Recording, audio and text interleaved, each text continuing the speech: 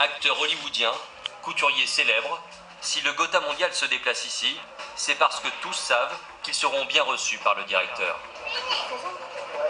Attention messieurs, merci, bonjour. Bonjour madame, bonjour monsieur. Mon rôle c'est beaucoup de la relation avec la clientèle. Et Dieu sait qu'elle est un tout petit peu capricieuse, hein, c'est normal. Voilà, donc voilà, on s'occupe de tout ça. Alors Jean-Robert veille à avoir une petite attention pour chacun, qu'il s'agisse d'un client VIP comme aujourd'hui, Rossano Rubicondi, homme d'affaires italien, ex-mari d'Ivana Trump. Beau voyage? Parfait. Ou encore d'une locale habituée de la maison. Donnez-moi votre main, que je vous la baise. Mais il y a certains clients qui n'ont pas besoin d'aller jusqu'à la terrasse. Juste en face du café, les places les plus recherchées de la Côte d'Azur. Tous les milliardaires veulent y amarrer leur yacht et profiter du service à bord de Jean-Robert. Ça va? Bonjour Rudy. Voilà, j'ai ton gâteau, mon petit. Ce jour-là, il livre l'un de ses clients suisses qui a fait fortune dans l'immobilier. Regarde ce que je t'ai apporté. Dans ce carton, Ah, surprise. Et voilà, mon grand. une tarte tropézienne, T'as vu? l'une des spécialités de la région. Là, c'est juste le dessert, mais il nous arrivait de faire carrément les entrées, les plats, et de passer avec les plateaux, tout ça. Et puis bon, c'est pas très loin, c'est juste à côté.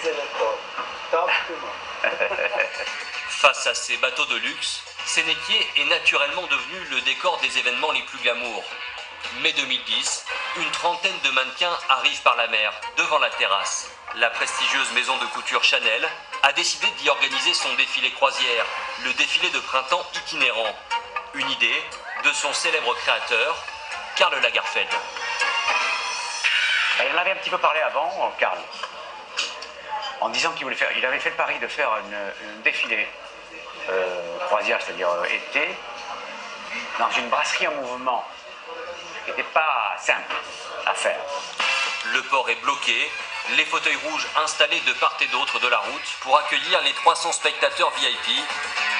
Le personnel, lui, a dû s'adapter.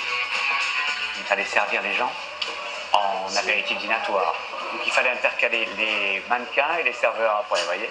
Une fois que les mannequins passaient, elles allaient se changer au bar du port. C'était le grand vestiaire des mannequins. Ça revenait pendant qu'elles étaient au bar du port, mais c'était instantané. Les serveurs passaient pour donner plein de choses. Enfin, mais alors, vraiment orchestré comme jamais j'ai vu. Vraiment, j'en étais bouche bée, vraiment.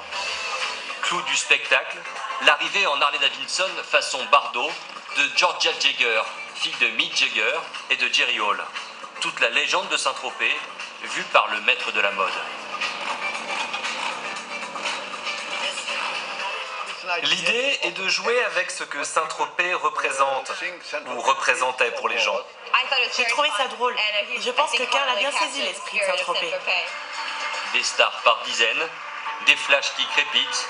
Malgré tout, le café a su garder son authenticité.